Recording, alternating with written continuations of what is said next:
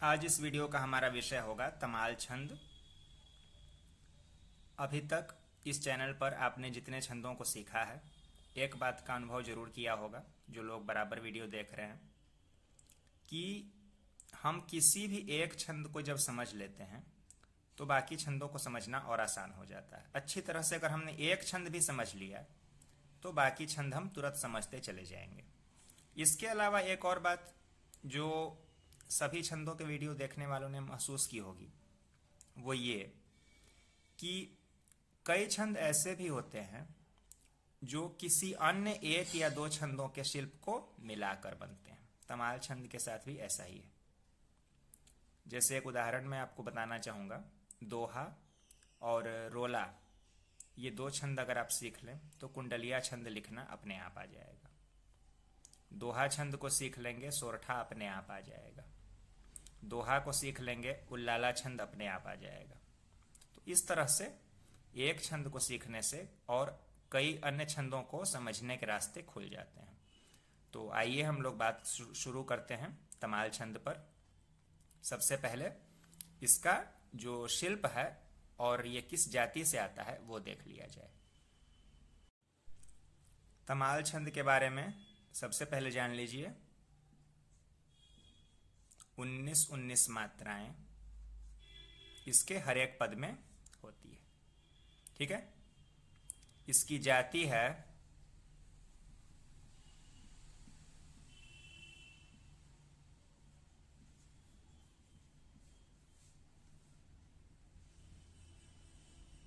महापौराणिक।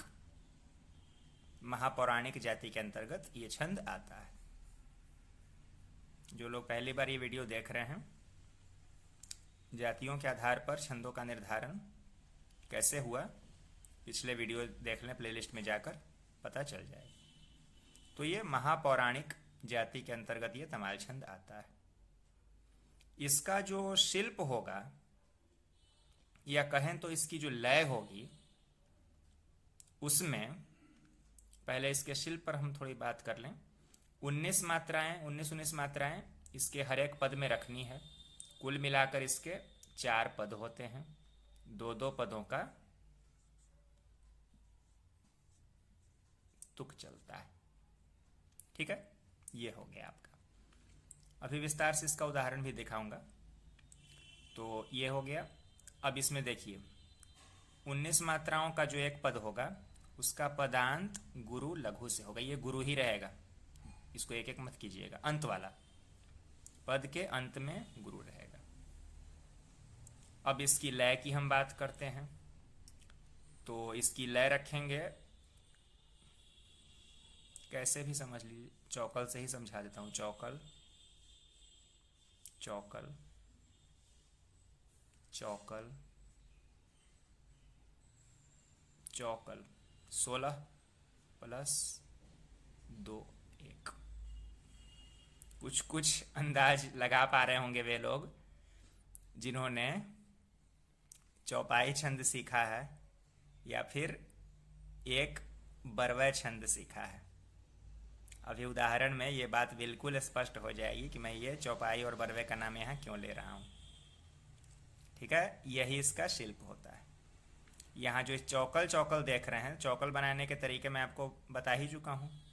चौकल में 1-1-1-1 भी आता है, 2-2 भी आता है, 1-1-2 भी आता है, 2-1-1 भी आता है। कुछ से भी चौकल बन जाएगा।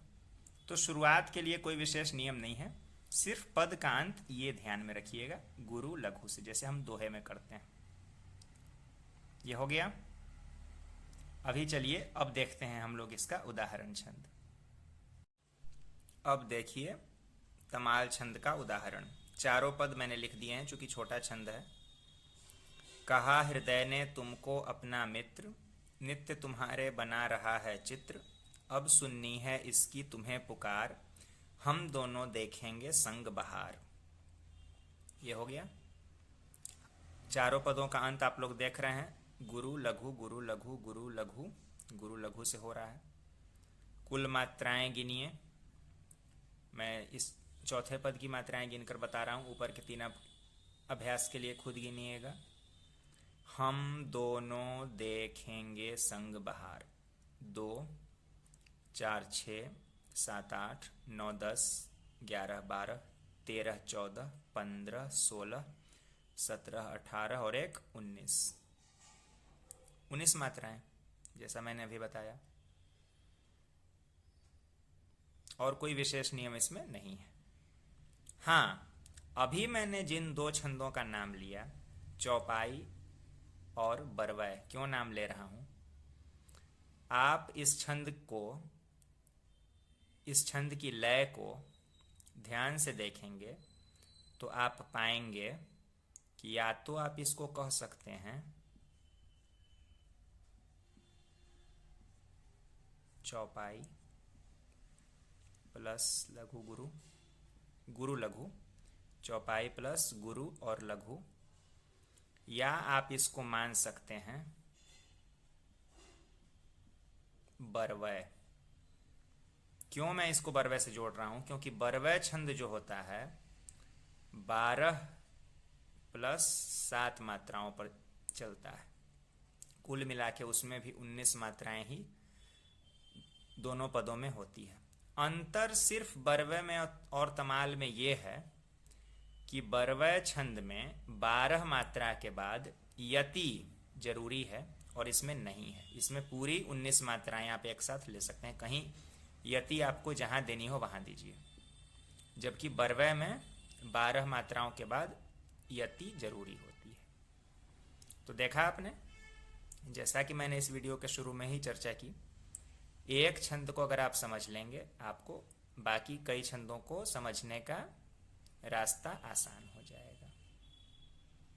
तो यही होता है तमाल छंद को लिखने का तरीका।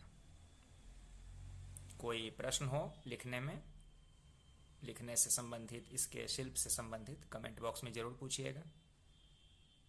अगले वीडियो में हम लोग मिलते हैं किसी नए विषय के साथ।